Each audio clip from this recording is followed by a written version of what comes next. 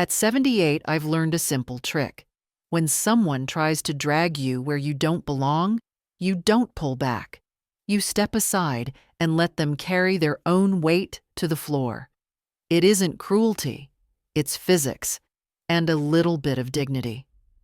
I boiled the kettle at 7, set out 2 cups though I only ever drink 1, and looked at the oak armchair by the window, the only place my hips forgive me. The cushion remembers me better than my family does. Outside, the postman waved. Old habit, I waved back. My name is Margaret Halpern. Today I will not be moved.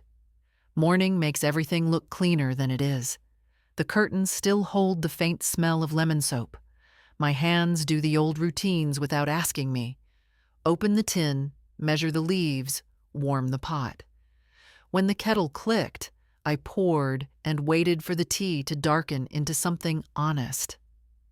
The house was quiet enough to hear the radiator ticking. I like that sound. It says nobody is rushing me. The letterbox snapped at 8:20. A white envelope slid onto the mat with my daughter's tight handwriting. Claire never visits before noon.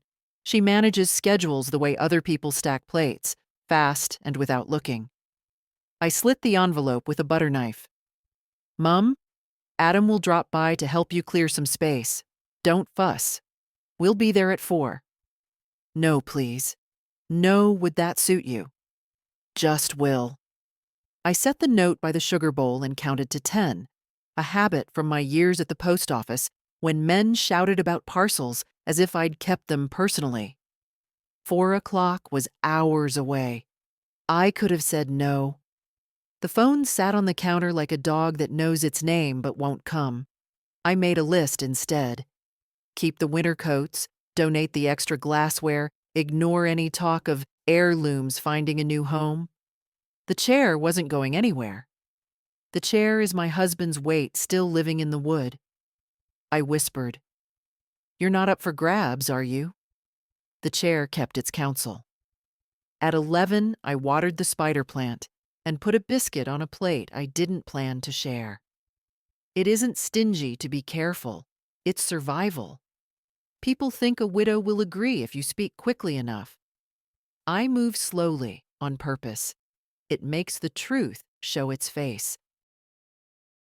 By 2, the sky had gone the color of washed denim. I took the old wool throw from the arm of the chair and folded it tight, because neatness is a kind of armor. The phone finally rang. Adam's voice, cheerful in that way people sound when they've already decided something for you. Gran, we're just doing a quick sweep. Mum says you've got doubles of everything. I've got doubles of patience, I said. And 1 chair. He laughed like I was teasing him. We'll be gentle. You'll be guests, I answered. That's gentler. Silence. A small one, but I heard it. See you soon, he said, bright again, and hung up. I made another pot of tea, because some confrontations go down better with a warm cup in your hand. I put 2 slices of lemon on a saucer. I put the spare key back under the blue planter where I keep it for the neighbor who waters my plants when I'm ill. I imagined Adam's tall shape filling the doorway, Claire's eyes doing that quick inventory they've done since she was 12. What's tidy? What's useful? What can be moved? I felt the familiar soft ache between my shoulder blades and pressed my palm there until my breath steadied. At 3:50, the gate latch clicked. Voices. A man's laugh I didn't know. Then Claire's brisk knock, 2 short, 1 long, as if the rhythm could command my feet. I took my time crossing the rug. The door opened to my daughter's hard smile, to Adam's grin, and to a third face, a friend of my grandson's, broad-shouldered, carrying a box that smelled faintly of someone else's garage. Gran, Adam said, stepping past Claire before I could invite him. We'll start with the living room. Mom said the big chair should go first so we can see what space we've got. The big chair, I repeated, as if I were learning a new word. It has a name. Mine. His friend chuckled and pretended to study the ceiling. Claire pressed her mouth thin. Mum, don't make this dramatic. We're helping. Then help by asking, I said. I walked to the chair and set my hand on the worn arm. Tea's in the kitchen. Anyone who wants to be civil can start there. Adam didn't move toward the tea. He moved toward me, easy as a man reaching for a light switch. Come on, Gran, up you get. You've got the sofa. I sat. The cushions sighed. My bones did not. I looked at his hand, the hand I had held across roads, across parking lots, across the small distances that can still break a child's knee. It hovered an inch from my sleeve, young and sure, as if every chair would flatten beneath it. Adam, I said, and I kept my voice steady, the way I spoke to men who came to the counter with their tempers blazing. You will not touch me. You will take your shoes off or leave. And you will remember who paid for your first set of textbooks and the second when you lost the first. You will remember, and then you will choose your tone. He flushed. The friend shifted his weight. Claire stared at the mantel at the photo of my husband as if looking at him might save her some embarrassment. We don't have time for speeches, Adam muttered. We're just shifting a chair. We are not, I answered. I lifted my teacup to my mouth and found it empty. I set it down. We are finding out whether you understand the difference between help and taking. He reached. That easy. That casual. His fingers closed around my forearm, where the skin is thin and honest. I felt the pressure and the impatience in it, the years of small favors turned into expectations. I have never been strong, but I have handled stubborn doors and sacks of winter mail and the narrow pride of men who don't like to queue. Strength is not the same as steadiness. I loosened my own hold on the armrest. I moved my elbow a breath. I let his momentum belong to him, and then I stepped aside. I didn't sleep much that night. Not from pain, though my knees had their say, but from the words rattling around in my head. His words. The way he had reached for my arm without looking me in the eye. The way I'd stepped aside and let him stumble. More from instinct than plan. The sound of his body hitting the carpeted floor was softer than I expected, but the shock in his eyes was sharp enough to slice me open. At dawn, the house was so still I could hear the clock in the kitchen ticking like a metronome.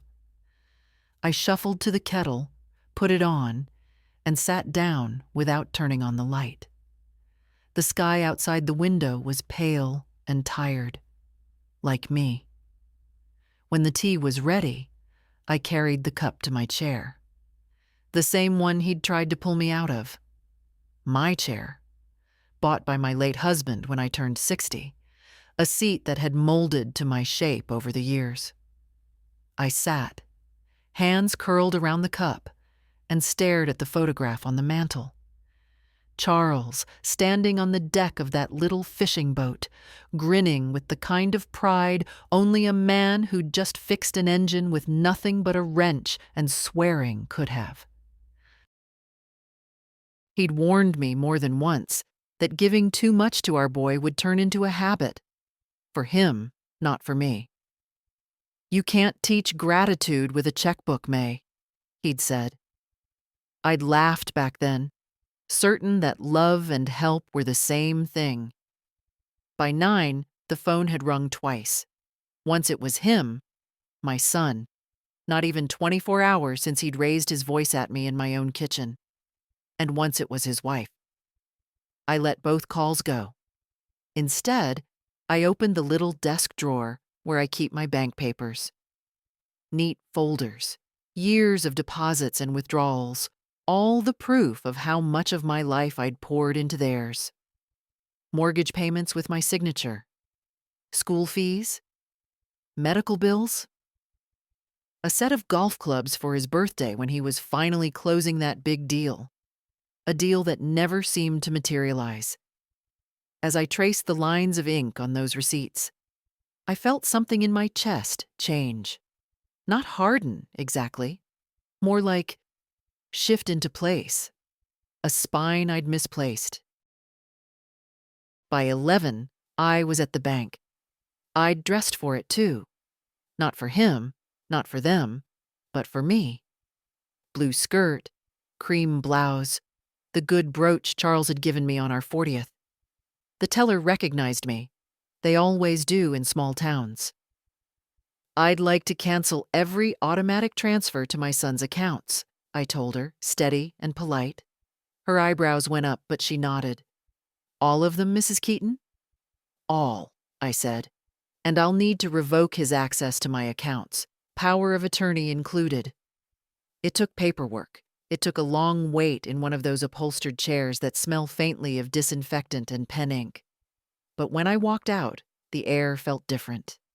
Lighter. I didn't go straight home. I bought myself lunch at the cafe near the post office. Soup and bread, eaten slowly, with no one to hurry me. And when I did go home, there was a figure on my porch. Grandma! It was Lila, my granddaughter. She jumped up from the step, nearly tripping over her own feet, and rushed to take the grocery bag from my hand. Inside, over tea, she got to the point. Dad's saying you've gone, well, I don't know. Drastic, I guess. He's upset. What happened? I told her the truth, or most of it. She listened without interrupting, her eyes growing darker by the minute. I'm sorry, she said finally. I know they've been using you. I just didn't think it would go this far. It's gone far enough, I said. I'm done. She nodded, but I could see the worry on her face. The same crease I'd seen on my own in the mirror that morning. She left soon after, promising to call. When the house was quiet again, I sat in my chair, the one they'd tried to take from me, and realized something I hadn't allowed myself to before. I wasn't angry because they needed me. I was angry because they didn't see me. And now, finally, they would have to. It was 2 days before he came back. Long enough for him to feel the loss, short enough for him to still believe he could reverse it with the right mix of guilt and bluster. I saw his car through the lace curtain before he even stepped out. Silver sedan, freshly washed, the kind that costs more to service than most people's monthly rent. He didn't knock right away. He stood on the porch, hands in his pockets, scanning the street as if deciding whether to play this loud or quiet. When the knock came, it was sharp. 3 raps, close together. Not the rhythm of someone asking to come in, but of someone announcing they already belong. I opened the door just enough to look at him. Adam. Gran. He tried a smile. It didn't reach his eyes. Can we talk? I stepped aside, but only far enough for him to enter the hall, not the living room. The chair was behind me, where it belonged. He didn't sit. So, the bank called me. He said it like a man delivering news of a flood, expecting shock, maybe panic. And? They said my transfers aren't going through. Said you revoked access. What's going on? I held his gaze. I decided my money should stay with me. He laughed, short and brittle. Your money? Gran, I'm your grandson, family. Yes, I said, which is why I've given more than I can count. That's done now. His mouth worked, but no words came out for a second. Then, you know I've got bills. I'm already behind on— You're behind, I said, because you've been walking in front of me, expecting I'll carry the load. I can't. I won't. He looked at the floor, then back at me, softer now. Is this about the chair? No, Adam. The chair was just the first time you reached for me and found I wasn't holding you up. That landed. I could see it in the flicker of his eyes, the way he shifted his weight. Gran, you don't understand. I'm trying to get my life straight. I've got plans. Plans are fine, I said. Pay for them yourself. Something in him snapped then. The voice came up, the jaw tightened. You can't just cut me off. After everything I've done for you. I felt my lips twitch, not quite into a smile. Everything you've done for me? He flinched. We both knew the list would be short. We stood there a moment longer, the air between us thick with things neither of us would say. Finally, he stepped back toward the door. You'll regret this, he said, low. No, Adam, I answered, just as low. I regret not doing it sooner. The screen door banged behind him. His car started, the engine loud in the quiet street, and then he was gone. I didn't move right away. My hands were steady, my knees less so, but I stayed standing in the hall until the sound of his engine faded. Then I went to the chair and sat, feeling the worn armrest under my palm. It wasn't joy I felt, or victory. It was space. Room to breathe without someone else's weight pressing down. The phone rang that evening, my daughter's number this time. Mother, she began, clipped and formal. Adam tells me you've decided to make things difficult. I've decided, I said, to keep what's mine. A pause. Then, with a tone I'd heard in her voice since she was a teenager, we were only trying to help you manage. You're not as young as you think. I'm not as naive as you think, I replied.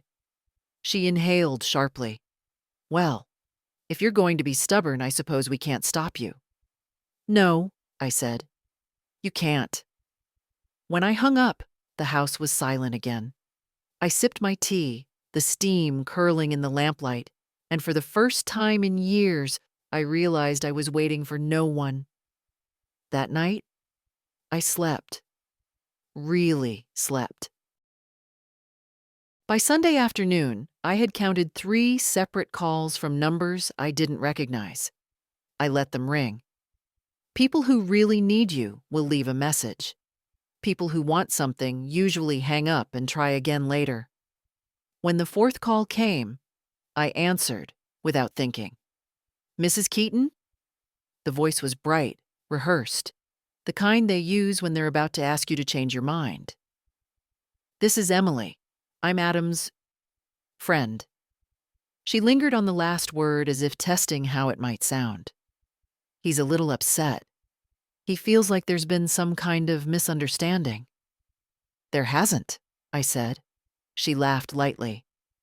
I'm sure you don't mean to hurt him. He told me how close you two were. He's just in a tight spot, and... I cut her off. If Adam has something to say to me, he knows where I live. He doesn't need a messenger. There was a pause. Then, I just thought maybe you didn't understand his situation. I understand it better than you do, I said, and hung up.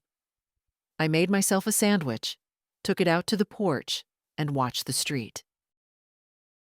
Somewhere down the block, children were playing, the squeals and thud of a ball bouncing on pavement. I thought of Adam at that age, knees skinned from climbing the oak in the yard, running into my kitchen with the kind of hunger that made a sandwich vanish before I'd even sat down. The screen door creaked behind me. You could have told me, a voice said. It was Lila again. She came around to the front, backpack slung over one shoulder, her hair loose and windblown. She sat on the porch rail like she used to when she was small, toes kicking the air. Told you what? I asked. That you'd cut Dad off, that you'd change the accounts. He's not taking it well. I imagine not. She bit her lip. He's been calling everyone. Aunt Marcy, Uncle Dean, even Mom's cousin in Ohio. Says you're not yourself lately. That maybe someone should step in. The words settled heavy between us. It was a tactic I knew well. Make someone seem unstable, and you can justify taking their control away. Lila, I said, there's nothing wrong with my mind. Your father just doesn't like my decisions. She met my eyes and nodded slowly. I told them that. But you know how they are. I did. I'd seen enough of these family storms to know how they gather. First, the whispers. Then, the concerned visits. Finally, the paperwork that shifts your name off your own front door. When she left, I went inside and opened the old tin box on the top shelf of my wardrobe. Inside were the deeds to the house, my will, and the envelope Charles had sealed years ago with a note that read, "For May, when she needs it." I didn't open it. Not yet. Monday morning, I called Mr. Perry, my solicitor. He'd been handling small matters for me since before Charles passed. I'd like to review my will, I told him. When I arrived at his office, he poured tea and listened without interrupting. I explained the pressure, the lies, the arm on my sleeve.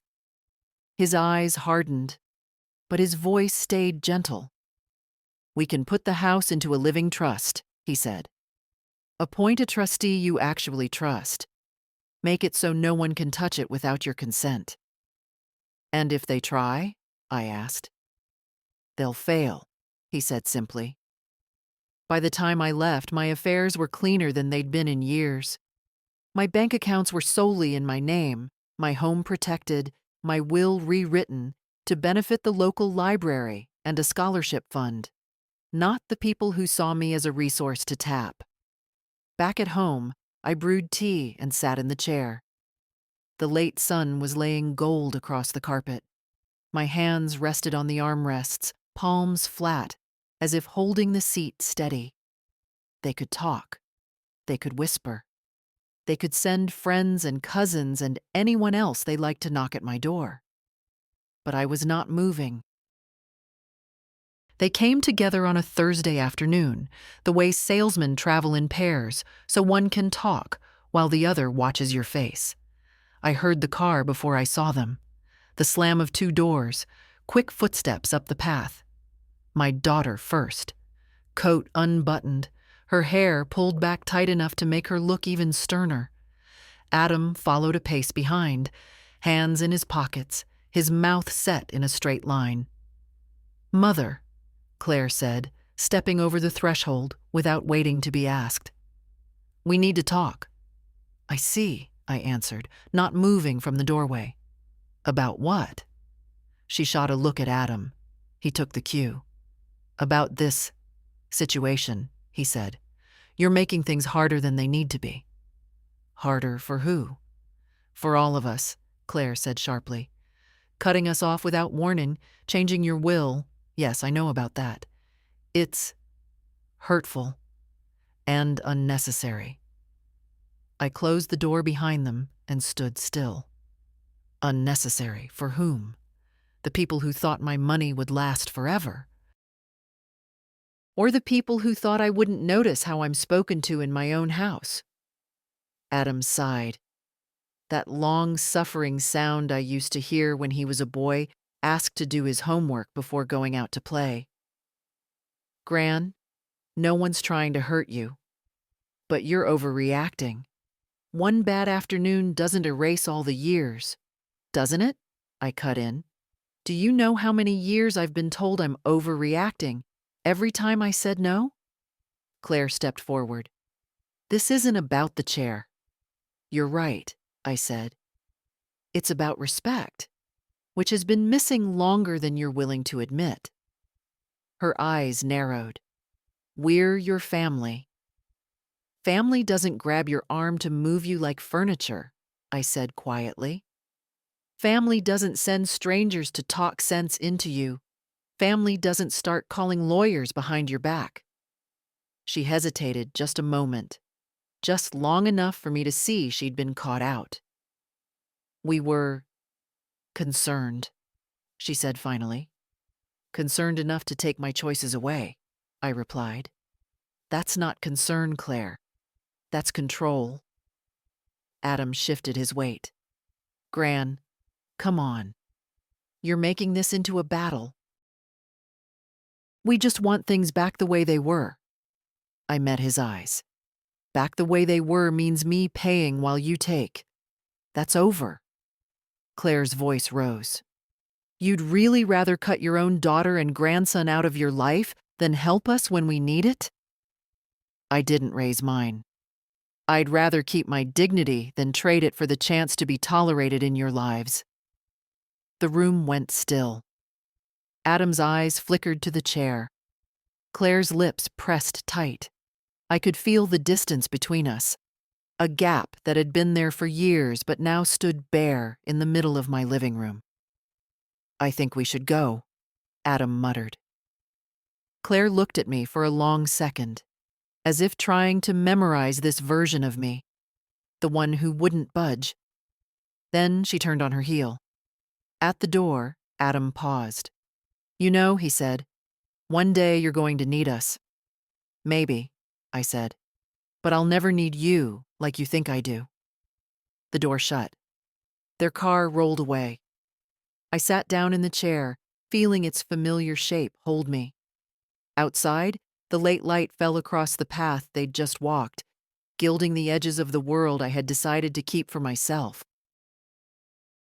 For the first time in years, I felt like the ground under my feet truly belonged to me.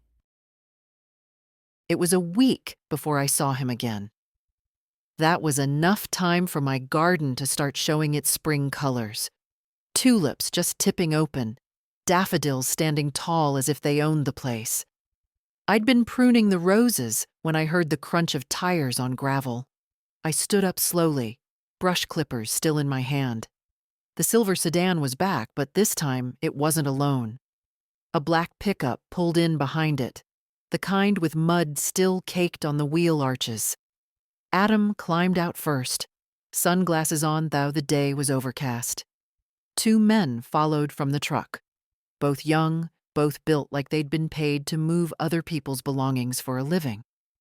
One carried a flattened cardboard box. The other had gloves tucked into his back pocket. Gran, Adam called, his smile broad and false. We thought we'd help you get started with that clearing out you've been talking about.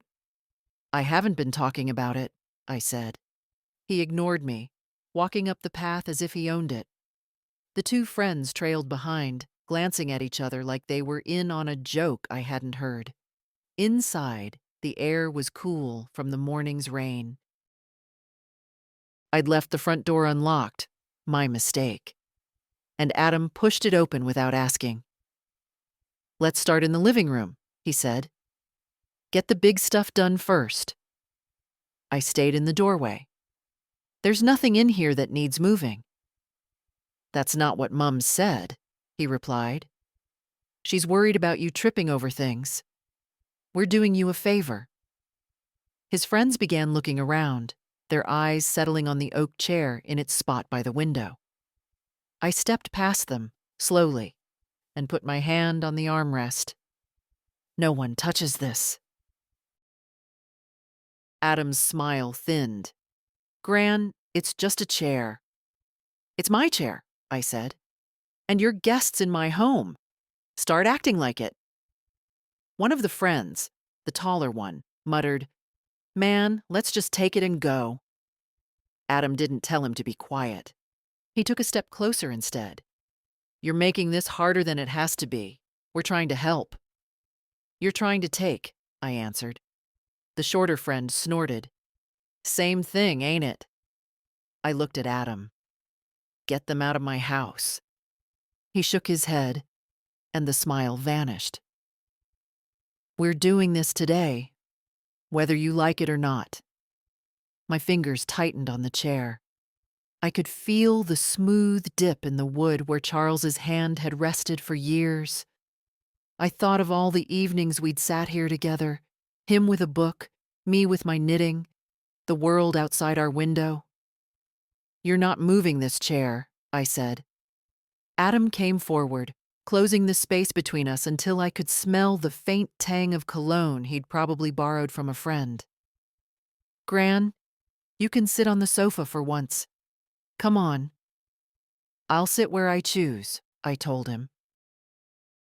His hand twitched toward my arm, then pulled back, as if he remembered the last time. But the look in his eyes told me he hadn't learned the lesson. He just wanted to pick a better moment to force it. The taller friend started unfolding the box. "We're wasting time," he muttered. Adam took another step, standing right over me now. "Move, Gran." I looked up at him, steady. "No." For a moment, no one moved. The only sound was the faint hum of the fridge in the kitchen. Then Adam gave a short, sharp laugh, as if to play the tension off, and gestured toward the box. "We'll just pack it around her," he said. They all started toward me then, and I knew. The moment was coming. The one I'd seen in my head since the day I'd stepped aside and let him fall. The taller one bent to slide the flattened box behind the chair. The other hovered near the armrest, eyes darting between me and Adam, like he was waiting for permission to touch something he knew he shouldn't. "Don't," I said to both of them, not raising my voice, not blinking. Adam crouched slightly, palms open like you might, with a skittish dog. "Gran, let's make this easy. You stand up, we move the chair, you sit back down. 10 minutes. Tops." "10 minutes for you," I said. "The rest of my life for me?" He sighed, that deep, irritated sound. "You're blowing this out of proportion." "Am I?" My fingers rested lightly on the armrest, but every muscle in my body had gone still. "This is my home. This chair is mine. You want it, you ask, you don't grab." His eyes hardened, and I could see the decision forming in his mind. The same one I'd seen in boys behind the post office counter, just before they'd try to shove past me to where they weren't allowed. "Fine," he said. And his hand came down. It landed on my forearm. Not a gentle guiding touch, but a grip. Firm, warm, fingers curling just enough to say, "I'm in control here." The two friends shifted their weight, ready to lift the chair the moment I was on my feet. I could feel the tendons in Adam's hand flex. I could feel the faint tremor of his impatience. I could smell the faint, sharp scent of his cologne, see the shadow of stubble along his jaw, and I thought, in that heartbeat, "You've done this before. Not this exact thing, but this kind of thing, assuming the body in front of you will move when you push." I let go of the armrest. Just my fingertips lifting, almost nothing at all. His grip tightened automatically, pulling upward. I didn't resist. I didn't help. I simply stepped sideways. The motion was small, but it was enough. His own pull sent him off balance. The arm that had been steadying him, mine, was gone. His weight went forward. His knees hit the edge of the cushion. His upper body pitched past it. The taller friend reached out too late. Adam's shoulder struck the back of the chair, and then he stumbled sideways into the coffee table. The box clattered to the floor, the sound loud in the quiet room. "Whoa, man," the shorter one said, half laughing, half surprised. Adam straightened, rubbing his arm, his face flushed with more than just the stumble. "What the hell, Gran?" "You pulled," I said, my voice calm. "And you fell. That's all." He stared at me, eyes narrow. I could see the humiliation working its way through him. Not because I'd hurt him, but because I hadn't played the part he expected. I hadn't resisted. I hadn't given him the satisfaction of a struggle he could pretend to win. "This is ridiculous," he muttered, glancing at his friends as if looking for backup. "Then leave," I said. The taller one shifted uncomfortably. "Maybe we should, Adam. This ain't worth it." But Adam wasn't ready to give up. "You think this is over? You think you can just—" "Yes," I said, cutting across him. "I can just. Because this is my house, and you're standing in it without my permission." For a second, no one moved. The taller friend took a slow step toward the door. The shorter followed. Adam stayed where he was, breathing hard, his eyes fixed on me. Then finally, he turned and walked out. Not quickly, not stomping. Just a steady retreat that felt like him swallowing something bitter. I didn't follow. I stayed in the chair, hands folded in my lap, listening to the sound of the door closing, the muted rumble of engines starting, and the gravel crunching under tires as they pulled away. The house was mine again. The silence after they left was different from the kind I usually kept. It wasn't the calm that comes from an empty house and a pot of tea cooling on the table. It was the kind that follows a slammed door, air still vibrating, dust still settling. I stayed in the chair a long time, my hands resting on the armrests, fingers tracing the smooth, worn grooves in the wood. I could feel Charles there, not as a ghost, but as memory pressed into the grain, steady, patient, refusing to be shifted without reason.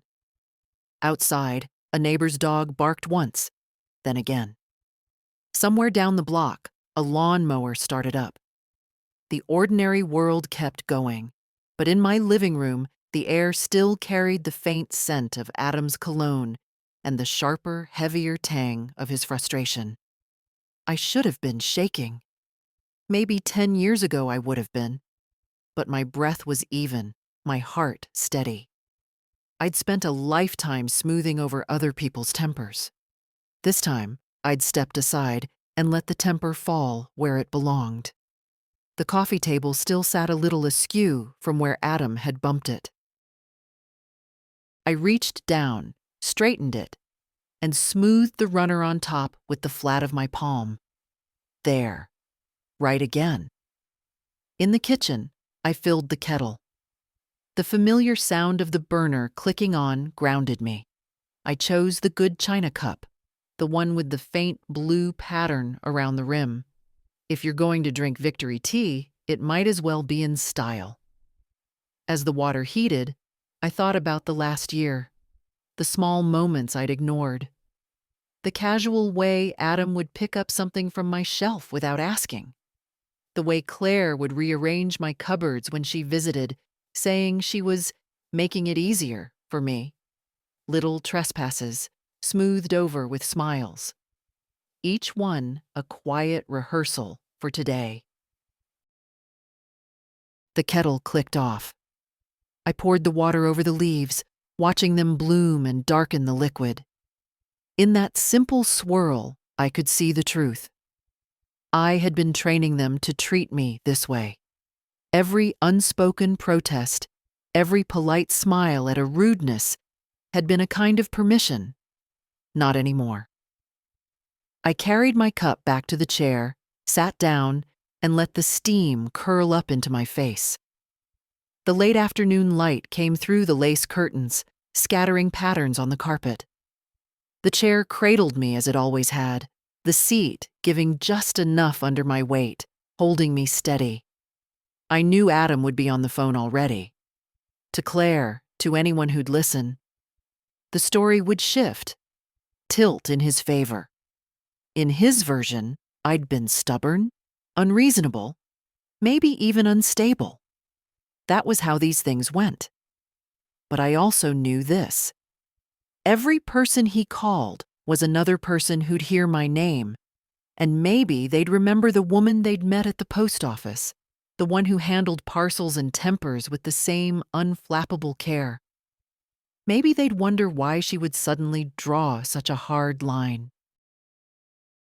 And maybe they'd think, just maybe, that she'd had good reason. The phone rang twice that evening. I didn't answer. I let it sing its hollow song into the room, then stop. I was done justifying myself. As the light faded, I fetched the tin box from the wardrobe again. This time, I opened the envelope Charles had left for me. Inside was a short note in his firm, blocky hand. May. If you're reading this, it means you've decided you've had enough. Trust yourself. You're stronger than they think. Below it, a bank certificate for a small account I hadn't touched in years, enough to keep me secure, independent, untethered from their grasp. I smiled. A real one, the first in days. I slipped the note back into the envelope, put it in the tin, and returned the box to its place. The chair was waiting. I settled into it, tea still warm in my hand, and thought, this isn't just about keeping what's mine. It's about keeping me. It was mid-morning when I saw her car pull into the drive. Claire, alone this time. No Adam, no friends with cardboard boxes. Just my daughter in her dark coat and those heels she wears even when the pavement's slick. She didn't knock. She opened the door the way she used to when she was still a teenager living here. Half hesitant, half entitled. Mother? In here, I called from the living room. She stepped in, her eyes landing on the chair first, then on me. Good. You're up. I've been up since 6, I said. Some of us still keep the morning. She smiled, but it was tight, the kind that's meant to soften the next thing she says. I thought we could talk. Just us. I gestured toward the sofa. Go on. She sat, smoothing her coat over her knees. I know things have been tense, and I know Adam, well, he can be impulsive. That's one word for it. She pressed her lips together, ignoring the jab. But he's young, Mother. He's trying to find his footing, and you've always been there for him.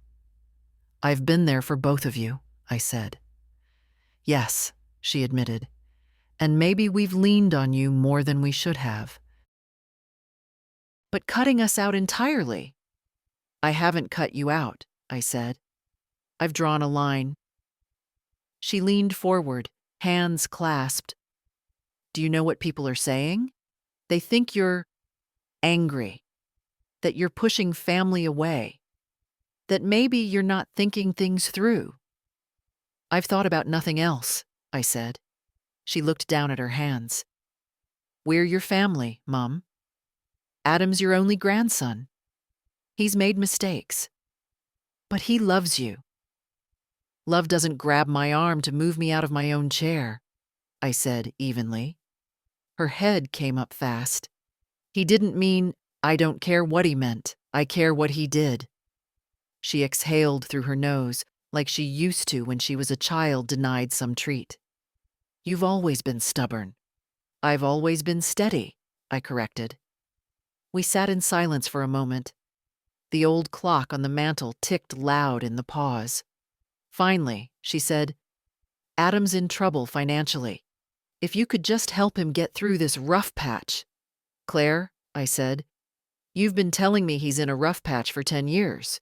If the road's been rough that long, it's not the road. It's the driver. She blinked at that. I could see she didn't have a ready answer. I softened my tone, but not my resolve. You're my daughter. I want to see you. I want to have tea and talk about your work and the weather and the tulips in the garden. But if every visit is just another request for money or things, we won't see each other much. Her mouth tightened again. So that's it? You've decided, and nothing I say will change your mind. That's it, I said. She stood, smoothing her coat again. I don't understand you. You don't have to, I told her. You just have to respect me.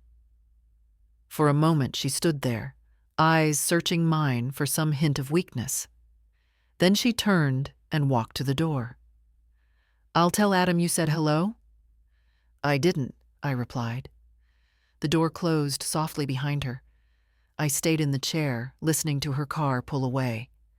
My hands rested on the worn wood of the armrests, the same as they always had. But something in me felt new, not harder, but clearer. They could try again. They probably would. But every attempt would find me right here, in my place, steady as oak. They didn't wait long. 2 days later, the silver sedan was back in my drive. This time, Claire was with him. The sight of them climbing out together told me everything. Whatever softness she'd tried last time had been replaced with resolve. His kind, not mine. Claire led the way up the path, chin high.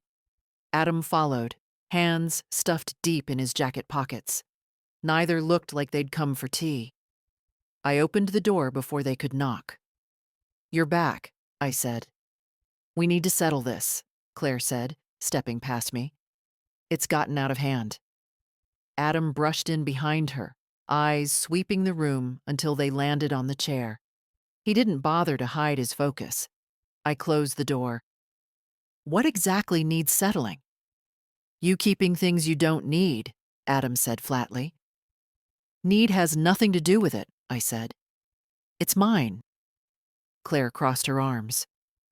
"You're making this harder than it has to be. You could let him take it now, and we can all move on." "Move on to what?" I asked. "The next thing you want to take?" Adam stepped forward. "Gran, enough. Stand up." I stayed seated. "No. You're really going to do this again?" he asked, his voice low but charged. "Yes." He glanced at Claire, and whatever passed between them in that quick look was agreement. She didn't say anything, but she didn't move to stop him either. Adam's jaw tightened. He took 2 strides and stood over me. "Last chance." I met his eyes. "Adam, if you put your hands on me again, the fall will be yours alone." He reached. Not slow this time. His fingers clamped around my forearm with the confidence of someone sure of the outcome. I loosened my grip on the armrest. I shifted my weight, just slightly, and slid my arm free. His momentum, unchecked, carried him forward. Without my body to anchor against, he stumbled. One foot caught on the edge of the rug, the other slipped on the polished wood beneath. He pitched sideways into the coffee table, sending a stack of coasters scattering to the floor. The sound was sharp, and in the stillness after it, I could hear Claire's intake of breath. Adam straightened quickly, cheeks flushed. "You did that on purpose." "I didn't hold you," I said. "That's all." Claire looked at me then, really looked, as if something new had taken shape in her mind. I couldn't tell if it was anger, embarrassment, or the faint edge of understanding. Adam muttered something under his breath, but I didn't ask him to repeat it. "You need to leave," I said quietly. "Both of you." Neither moved at first. Then Claire turned to her son. "Come on." He hesitated, then followed her out. The door closed behind them with a dull thud. I sat back in the chair, my palms flat against the armrests. My heartbeat was steady, my breath even. Through the window, I watched them walk to the car. Claire glanced back once, her expression unreadable. Adam didn't.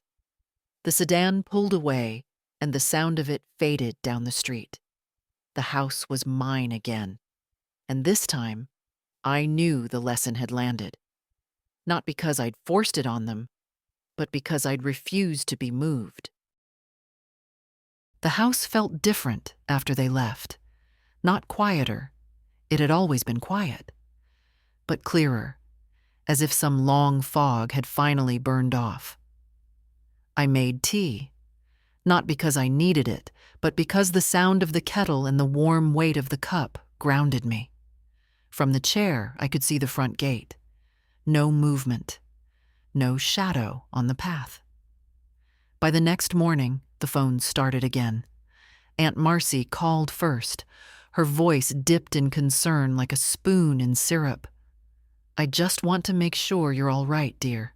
I heard there was an incident." "I'm fine," I said. "Adam's a good boy, you know. He doesn't mean—" "I know what he means," I interrupted. "And I'm fine." She hesitated, then lowered her voice as if the walls had ears. "People are talking, May. They think maybe you should ease up, for the sake of peace." "Peace for who?" I asked. She didn't answer that. We exchanged polite goodbyes, and I hung up. An hour later, my neighbor Ruth stopped by with a pie she just happened to bake. Over coffee, she leaned forward. "Adam was over at the petrol station this morning, telling anyone who'd listen that you've gone stubborn. That you're letting pride get in the way of family." I smiled at that. "Better pride than debt?" She chuckled and squeezed my hand. "Good for you." When she left, I went to the wardrobe and brought down the tin box. Out came the deed, the bank documents, and the envelope from Charles. I laid them on the table like cards in a game I was finally ready to play.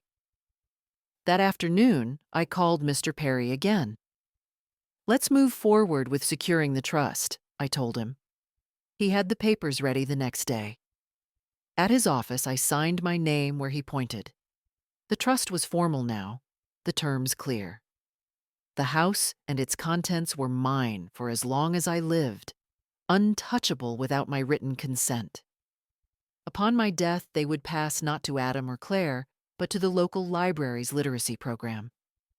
"You're certain?" Mr. Perry asked. "I'm certain," I said. Back home, I placed my copy of the trust papers in the tin box, locking it with the small brass key that had hung on my keyring for years. Then I put the box back in its place, high and out of reach, where only I could get it. That evening, the phone rang again. This time, it was Claire. "I don't know what you've done," she said without preamble, "but Adam's furious and hurt. He feels betrayed." "I imagine he does," I said. "Mom," her voice caught, and for a moment I thought I heard something real under it. "This isn't you. You've always been generous." "I'm still generous," I told her. "Just not foolish." Silence. Then clipped. "Fine, have it your way." "I will," I said, and hung up. After that, the calls slowed. The visits stopped. My days returned to their quiet rhythm. Morning tea, the postman's wave, afternoons in the garden. The absence of them was not loneliness. It was space. One evening, as I sat in the chair with the light fading through the curtains, I thought about what Charles's note had said. "You're stronger than they think." I believed him now. The first week after the trust papers were signed felt almost too quiet. No phone calls demanding explanations. No unannounced footsteps on the path. Even the post was lighter. Fewer envelopes with other people's handwriting asking for just a little help. I didn't realize how much space those demands had taken up until they were gone. It was like moving a heavy wardrobe out of a room and suddenly seeing how much light the window could give. My mornings became mine again. I rose when I pleased, not when someone else's problem needed solving. I'd open the curtains in the living room, greet the garden as if it were an old friend, and settle into the chair with my tea while the world outside stretched itself awake. I began baking again. Small things, scones and shortbread. Not because anyone was coming to eat them, but because I enjoyed the smell. I gave a plate to Ruth next door and another to Mr. Perry's secretary, who had been kind enough to make me extra copies of the trust. Some afternoons I'd walk to the library, carrying a novel home under my arm. The librarian, a quiet woman named Elaine, would ask if I wanted to join the reading circle on Tuesdays. I hadn't said yes yet, but I liked that I could. But beneath it all, there was a thread of readiness, a taut string I kept in my mind, humming faintly. Because people like Adam, like Claire when she followed his lead, rarely accepted a closed door without testing the handle again. One afternoon, as I watered the plants by the window, I saw a car slow in front of my house. Not theirs. Just someone unfamiliar idling as if they were looking for an address. They drove on after a moment, but I felt my back straighten, my hands still on the watering can. I thought about what I'd do if they came back, if Adam showed up again, or if Claire tried another soft-spoken visit that was really just a bid for control. The plan was simple. I wouldn't open the door unless I chose to. I'd keep my chair, my calm, my place. Sometimes, late in the evening, I'd think about the old version of myself, the one who believed that keeping peace meant keeping quiet. She was gone now, or maybe she'd just stepped aside, the way I had when Adam's hand was on my arm. Let him fall under his own weight. Charles would have liked that thought. I imagined telling him about the trust, about the library's future windfall, about how Adam had stumbled twice now and might think twice before trying again. I imagined him smiling, not with triumph, but with that slow, approving nod he gave when I'd done something hard and right. The chair creaked slightly as I leaned back, my palms resting on the worn wood. Outside, the tulips were fully open, their petals catching the last of the light. Inside, the air was still, the kettle cooling in the kitchen. The peace wasn't an accident. It was built, like a garden wall, stone by stone, each one a choice to keep what belonged to me. And if anyone came to test it, they'd find it stood as steady as I did. It came on a Tuesday, a plain white envelope, my name written in Adam's quick, impatient hand. No return address, but I recognized the slight smudge where the ink had caught on the loop of the Y in May. For a moment, I thought about leaving it on the hall table, unopened. But curiosity, and a kind of duty to see what he had to say, won out. Inside was a single sheet of lined paper, torn from a notebook. The words were cramped, crowded together, as if he'd written them in one sitting without much thought to space. Gran, I guess you've made up your mind. Fine, I won't ask again. But you should know things haven't been easy. Lost my job last month. Been staying with a mate. It's not great. I thought family was supposed to help each other out, but I guess you see it different. I won't bother you anymore. Just don't expect me to come around at Christmas or birthdays. You made your choice. There was no signature. Just his name printed in block letters at the bottom, like he couldn't bring himself to sign it the way he used to when he was a boy. I read it twice, then set it down on the table beside my chair. The old me might have felt the pull, the temptation to write back, to soften the edges, to offer just a little until he was on his feet. But the words didn't sting. They settled in me the way dust settles on a windowsill. Noticeable, but not worth sweeping up right away. He was right about one thing. I'd made my choice. And perhaps he thought his letter would wound me or guilt me into a reply. But what I saw in those cramped lines was something else. Proof that he could survive without me. He already was. Maybe not well, maybe not comfortably, but survival doesn't require comfort. That night, I made tea and read in my chair until the light faded. The letter stayed on the table, untouched, a silent marker of the line we'd drawn between us. Over the next week, life went on. I took a basket of scones to Ruth. I joined Elaine's Tuesday reading circle and found myself laughing, actually laughing, at a story someone told about a runaway goose. I baked another batch the next day just because the smell made the house feel warm. On Friday, I took the letter from the table and put it in the tin box with the trust papers and Charles's note.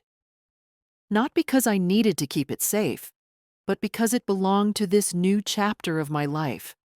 The chapter where I didn't bend every time someone leaned on me.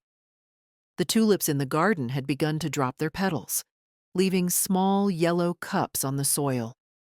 I knelt to clear them away, feeling the earth cool under my hands. Renewal, I thought, is never as loud as people expect. Sometimes it's just clearing space for what's next. Inside, the chair was waiting. I sat, hands on the armrests, back straight, the way I always did now. Not because I was defending it from anyone, but because it had become my place of choice, not my place of retreat. Adam might never sit in it. He might never come back through that door. And that was all right. The garden would bloom again, the kettle would boil, the chair would hold me, steady as oak. I'd made my choice. It was a gray morning when I saw her car again. No Adam this time. Just Claire, pulling up slow as if she hadn't decided whether to park or keep driving. She sat in the driver's seat for a moment, hands resting on the wheel, then finally got out. I opened the door before she could knock. Claire. Hi, Mom. Her voice was soft, almost tentative. She stepped inside, her eyes flicking briefly to the chair, then away again. I gestured toward the kitchen. Tea? She nodded. Please. We didn't speak while I filled the kettle and set 2 cups on the counter. The silence between us wasn't the brittle, sharp kind from before. It was something looser, with room in it. When the tea was ready, I carried the cups to the living room. She chose the sofa without prompting. I took my chair. She held her cup in both hands, looking down at the steam. I got your letter, she said. I frowned slightly.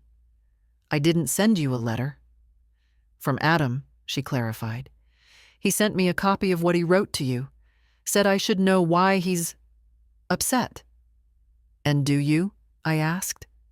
She gave a small, humorless laugh. I know why he's upset. But I also know why you did what you did. I waited.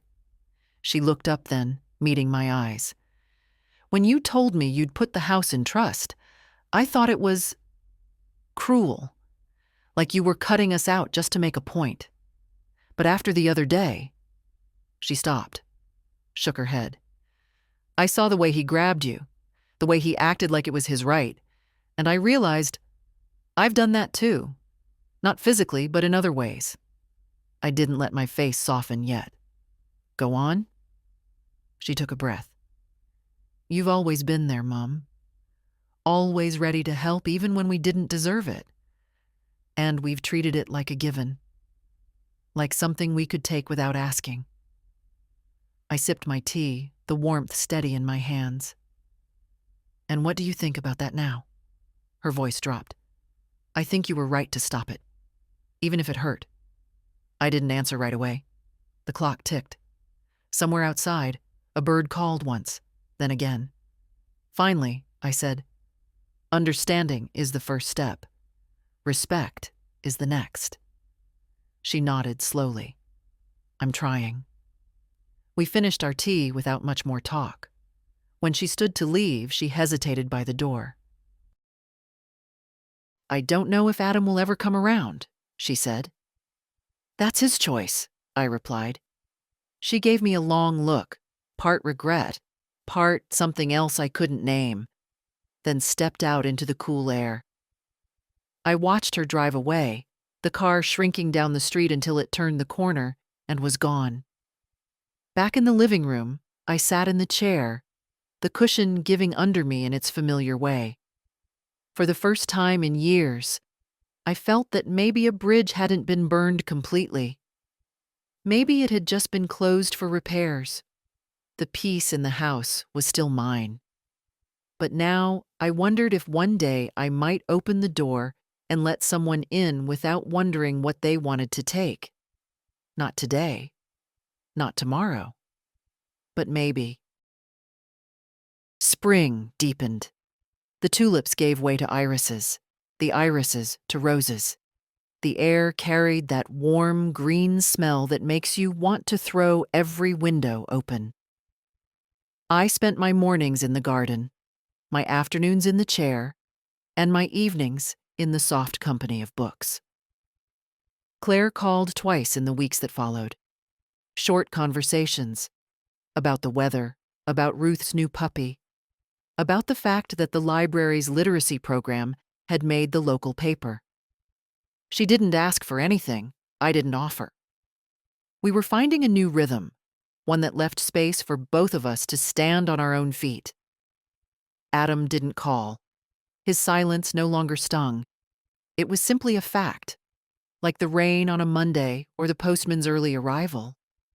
I hoped, in some small corner of myself, that he was finding his own footing somewhere. But I no longer felt it was my job to make sure he did. The trust papers stayed in their tin, alongside Charles's note and Adam's letter. Sometimes I'd take them out, run my fingers over the crisp edges, and remind myself that these weren't just documents. They were proof of something I'd built. A wall, not to keep the world out, but to keep myself in. One quiet evening, as the sun slipped low and the curtains turned gold, I thought about the first time Adam had tried to move me from this chair. How quickly it had happened. The hand on my arm, the tug, the expectation that I'd yield. I thought about the moment I stepped aside, and how natural it had felt. Not an act of aggression, but one of self-possession. That was the real turning point. Not the legal papers, not the arguments, not even Claire's visit. It was that single choice to let someone else's weight fall without catching it. I'd been catching people my whole life, their tempers, their debts, their disappointments. I'd been a net, and nets wear thin. Now I wasn't a net. I was a chair, solid, steady, mine. Ruth stopped by that night with a slice of lemon cake. "You've been quiet," she said. "Quiet can be good," I told her. She grinned. "Looks good on you." After she left, I sat in the chair with the cake on a small plate, the fork light in my hand. The house was still. Outside, the street lamps flickered on one by one. Somewhere down the block, a child laughed. That bright, bell-clear sound that makes you think of summers when the days seemed endless. I thought about what I'd say if someone asked me now what I'd learned from all this. I'd tell them this: you are allowed to keep what's yours. You are allowed to sit where you choose. And you are allowed to step aside when someone tries to pull you where you don't want to go. It isn't unkind. It isn't cruel. It's simply remembering that you belong to yourself first. The cake was sweet. The tea still warm. The chair cradled me as it always had. I watched the light fade until the room was all soft shadow, and I felt the kind of peace that doesn't ask for permission. If you're reading this and you've been holding too much for too long, if you've been catching every fall that isn't yours, let this be your reminder. You can let go. You can let them stand or stumble on their own. You can keep your seat. And when you do, you'll find it's not the world that steadies you. It's you.